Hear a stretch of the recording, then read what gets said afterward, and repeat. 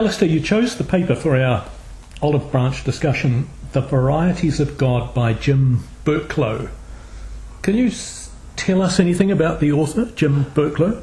Yeah, I didn't actually know who he was when I first came across the paper, which had come through an online newsletter from the Progressive Christianity website.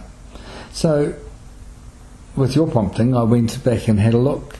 And I've discovered that he's an ordained United Church of Christ pastor. He serves as Associate Dean of Religious Life at the University of Southern California. He's written some books. He served as pastor at Sausalito Presbyterian Church, so that's a nice link.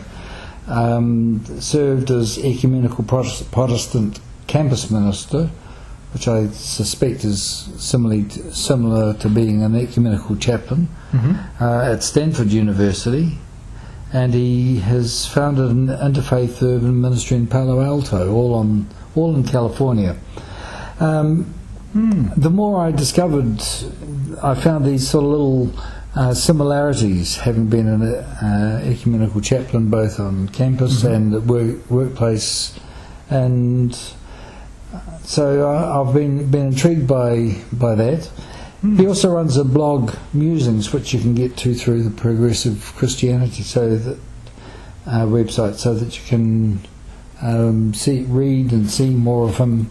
And at the moment he's running a series of Lenten meditations which are free to download. So I'll put in a plug for, I'm using his work, and he can be plugged for the rest of it.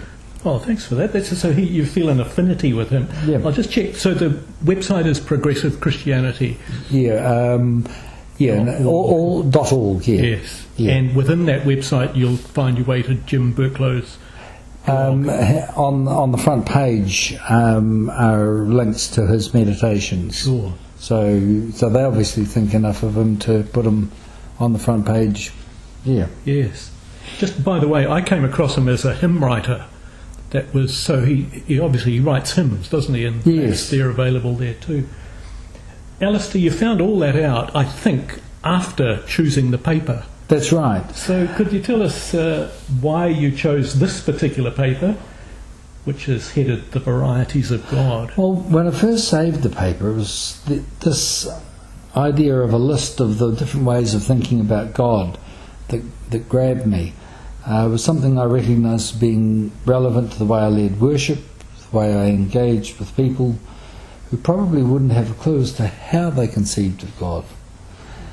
I was also looking for someone to discuss it with, direct it, pull apart, but it's not one that people really want to engage with in the general sort of populace. So when the Olive Branch formed, and I said, yes, I found this, and they said, yes, let's. So, hey presto, here we are. Could you give us some of the main points? I think I'll let you tell us what it is, the way the paper's kind of organised, and some of the after main points. A brief introduction, he basically writes a list of a list of descriptions of God, and I think the first point for me in the paper is the clear recognition that people do picture or not God differently. Some clearly presume uncritically the model they use, but others certainly do puzzle about what they believe.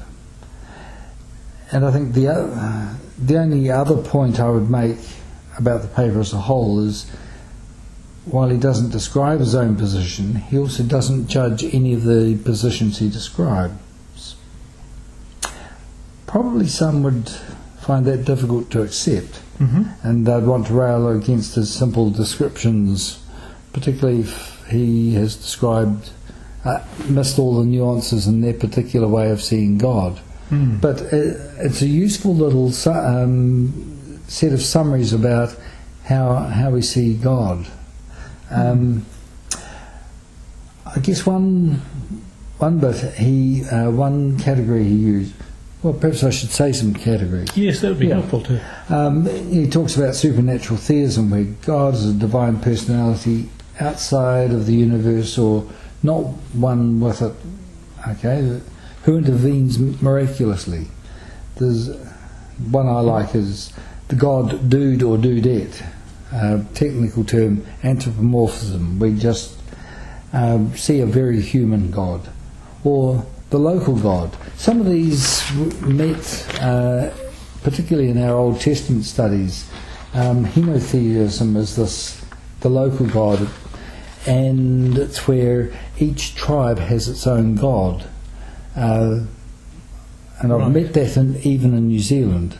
And God is effective only in that area, is that? Well, God may be effective elsewhere, but that God is particularly effective for us, right, in our space. Yeah. And then there's other ones. Natural theism. He talks about the outsourcer God or deism, which is the cosmic watchmaker.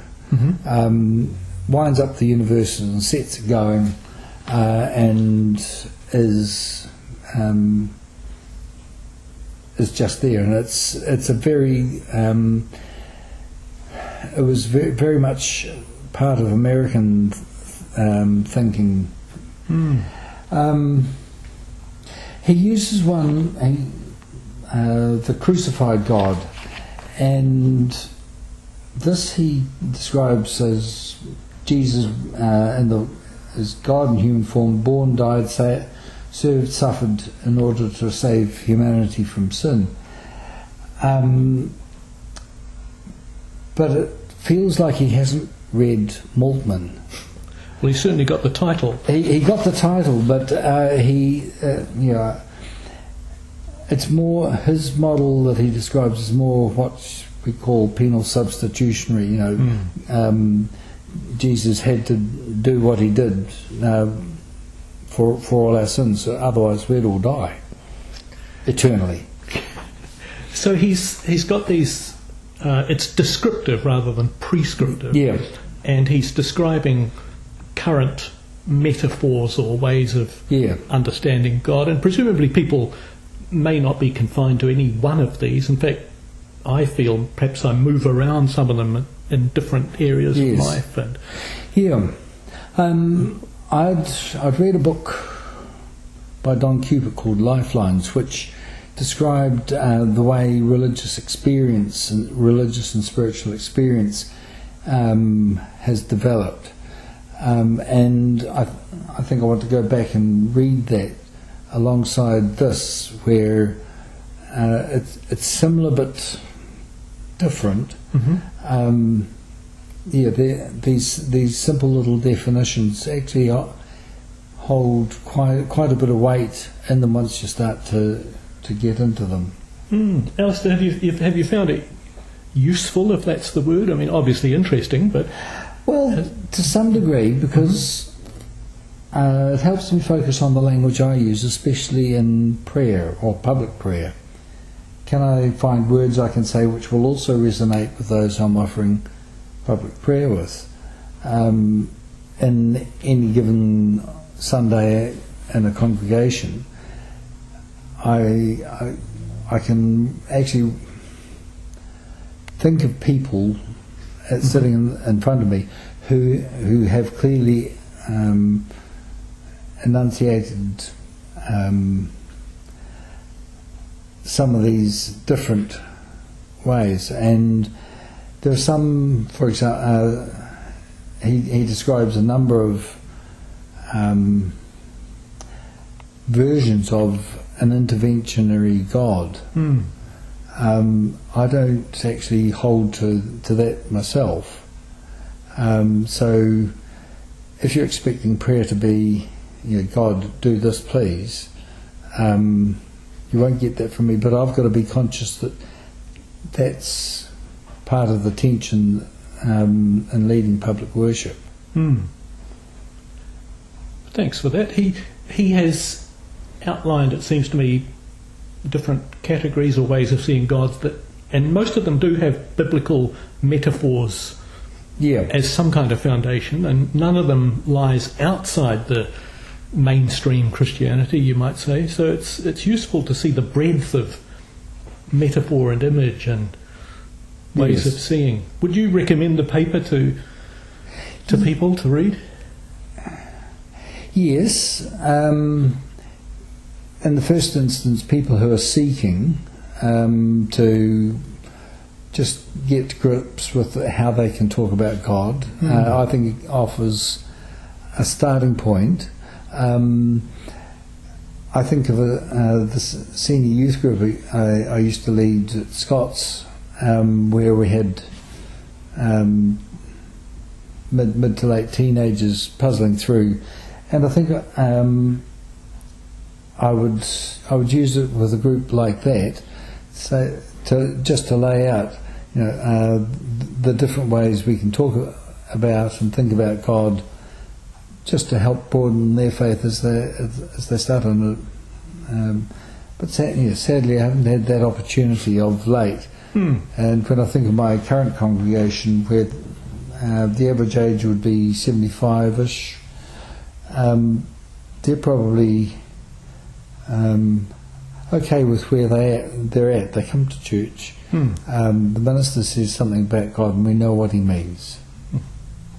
Well, Alistair, look, thanks very much for that. Just for your interest, or perhaps not, it sent me back to the book by Sally McFaig called Models of God. God as lover, as friend, so forth. So, we'll just say the name of the paper again. It's The Varieties of God by Jim Burklo. Burklo. Yes. Alistair, thank you for the coffee and the conversation. You're welcome.